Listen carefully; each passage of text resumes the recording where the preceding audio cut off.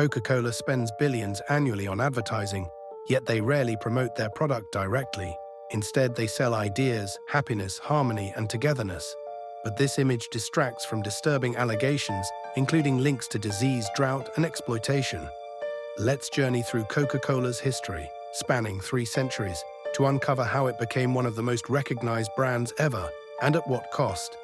After all, you don't build an empire selling sugar water by telling the truth.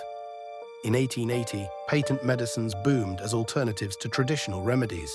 These miracle cures were unregulated and often dangerous. One standout was Vin Mariani, a wine and cocaine mix claiming to cure ailments. John Pemberton, a chemist and war veteran struggling with morphine addiction, loved it and decided to create his own version. In 1884, he launched French wine coca, which combined wine, cocaine, and other ingredients. When Prohibition hit, Pemberton replaced the wine with carbonated water, adding sugar to offset the bitterness. Renamed Coca-Cola by his bookkeeper, the name referenced its key ingredients: coca leaves, containing cocaine, and cola nuts, providing caffeine. Although Coca-Cola denies ever using cocaine, records confirm it was a component until 1929. Initially marketed as a brain tonic, Coca-Cola struggled to stand out in a crowded market. Pemberton died in 1888, selling his business to Asa Candler for $3,300. Candler aggressively marketed Coke, plastering its logo everywhere and offering free samples. Recognizing the limits of positioning Coke as medicinal, he rebranded it as a refreshing drink for everyone. Sales soared, fueled by innovative advertising techniques, including celebrity endorsements and iconic Santa Claus campaigns. A pivotal moment came when 2 lawyers proposed bottling Coke.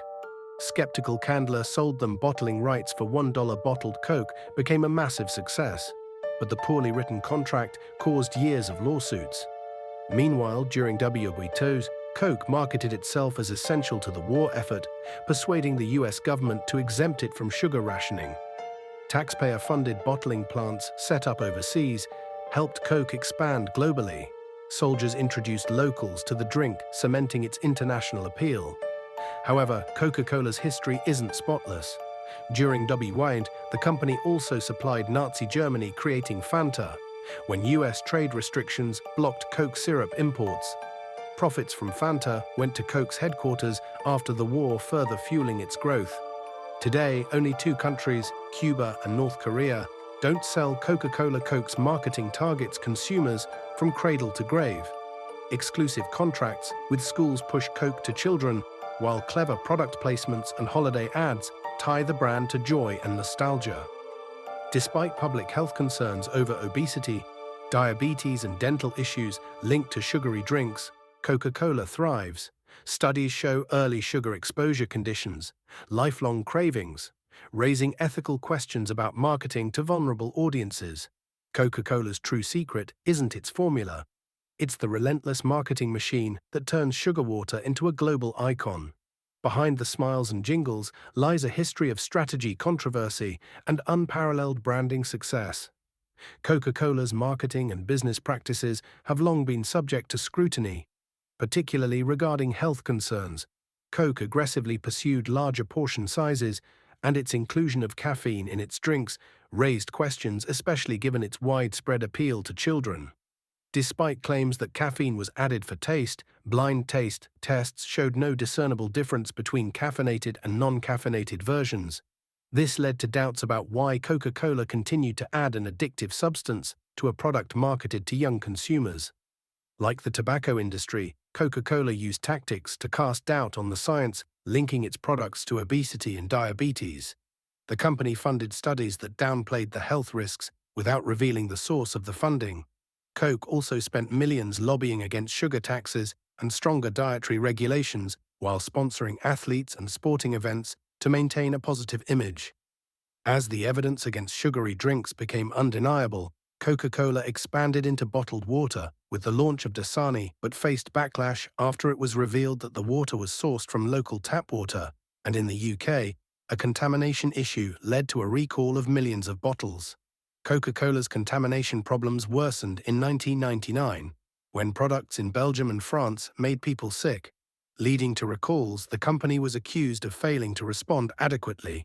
In India, Coca-Cola faced accusations of polluting groundwater, which led to severe environmental damage, while pesticide traces were found in both Coke and Pepsi products, raising concerns about cancer risks. The company's environmental impact extended to its bottling operations in drought-stricken areas. In Mexico, Coca-Cola secured water concessions during the presidency of a former executive, leading to accusations that the company was exploiting local water resources. Meanwhile, Coke's historical practices, such as using unfair tactics to monopolize the market and employing labor practices that exploited workers, further damaged its reputation. Despite these controversies, Coca-Cola has faced the most backlash, not over ethical or environmental concerns, but for changing the formula of its flagship product. In 1975, Pepsi conducted a Pepsi Challenge, where people preferred Pepsi in blind taste tests. As a result, Coca-Cola decided to reformulate its drink, launching New Coke in 1985. This decision sparked intense public outrage, with people mourning the loss of the original flavor. The backlash was so severe that Coca-Cola reintroduced the original recipe as Coca-Cola Classic, which led to an explosion of praise and renewed loyalty. Interestingly, blind taste tests consistently showed that more people preferred New Coke over the original. However, the strong emotional connection customers had with the classic formula led to a marketing triumph. Despite the test results, consumers remained attached to the brand's image and legacy, demonstrating that Coca-Cola's success wasn't just about taste, but the identity it had created over decades today. Coca-Cola's marketing strategy continues to focus on its image, selling not just a sugary drink, but an emotional connection tied to good times, friends, and happy memories. Despite the controversies and health concerns surrounding the product, Coca-Cola's brand remains one of the most recognizable in the world, underlining the power of branding over the actual product. Thank you for watching. Please like the video, subscribe to the channel, and stay tuned for more.